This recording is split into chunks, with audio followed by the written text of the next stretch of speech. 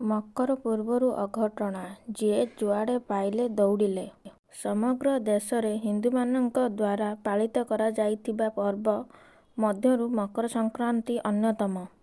ଏହି ପର୍ବ ବହୁତ ଧୁମଧାମରେ ପାଳନ କରାଯାଏ। ଧାର୍ମିକ ବିଶ୍ୱାସ ଅନୁଯାୟୀ ଏହି ପର୍ବ ଉପାସନା, ଦାନ ଏବଂ ତ୍ୟାଗ ପାଇଁ ମହତ୍ତ୍ୱପୂର୍ଣ୍ଣ ବୋଲି କୁହାଯାଏ। ତେବେ ଆସନ୍ତାକାଲି ମକର ସଂକ୍ରାନ୍ତି। ଏହା ପୂର୍ବରୁ ଘଟିଯାଇଛି ଅଘଟଣା। ଆଜ୍ଞା ହଁ, ପ୍ରଚଣ୍ଡ ଶବ୍ଦରେ ହଠାତ୍ ଭୂକମ୍ପନ ହୋଇ ଉଠିଥିଲା ସମଗ୍ର ପରିବେଶ। ଚାରିଆଡ଼େ ହୁ ହାଲ୍ଲା ଶୁଭିଲା। ଯିଏ ଯୁଆଡ଼େ ପାଇଲେ ଦୌଡ଼ିବାକୁ ଲାଗିଲେ। ପ୍ରବଳ ଧୂଆଁ ଚାରିଆଡ଼େ ବ୍ୟାପିଗଲା। ବୁଝିଲା ବେଳକୁ ଜଣାପଡ଼ିଲା କି ବାଣ ଦୋକାନରେ ଘଟିଯାଇଛି ଅଗ୍ନିକାଣ୍ଡ। ସୂଚନା ମୁତାବକ ମକର ପାଇଁ ଚାଲିଥିଲା ବାଣ ବିକ୍ରି। ତେବେ କେହି ଜଣେ ବାଣ ଫୁଟାଉ ଫୁଟାଉ ନିଆଁ ପଡ଼ିଯାଇଥିଲା ବାଣ ଦୋକାନ ଉପରେ।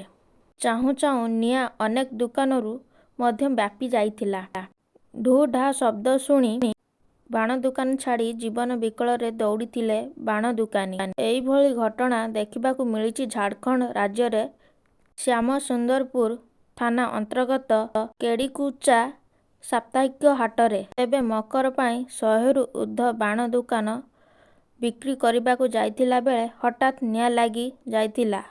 ଆଉ ସେହି ନିଆଁରେ ଗୋଟିଏ ଟାଟା ଏସି ଚାରିଚକିଆ ଗାଡ଼ି, 10ରୁ ଊର୍ଦ୍ଧ୍ୱ ବାଇକ୍ ନିଆଁରେ ପୋଡ଼ି ପାଉଁଶ ହୋଇଯାଇଛି। ତେବେ ଅଗ୍ନିଶମ ବିଭାଗକୁ ଖବର ଦେବା ପରେ ଘଟଣାସ୍ଥଳରେ ପହଞ୍ଚି ନିଆଁକୁ ଆୟତ୍ତ କରିଥିଲେ। କିନ୍ତୁ ପୂର୍ବରୁ ସମସ୍ତ ଗାଡ଼ି ଜଳି ପୋଡ଼ି ପାଉଁଶ ହୋଇଯାଇଥିଲା। 15ରୁ ଊର୍ଦ୍ଧ୍ୱ ଲକ୍ଷ ଟଙ୍କାର ବାଣ ମଧ୍ୟ ପୋଡ଼ି ପାଉଁଶ ହୋଇଯାଇଛି। ହାଟ ଭିତରେ ଥିବା ଲୋକମାନେ ବାଣର ଶବ୍ଦକୁ ଦେଖି ନିଆଁ ଭିତରେ ଭୟଭୀତ ହୋଇଯାଇଥିଲେ।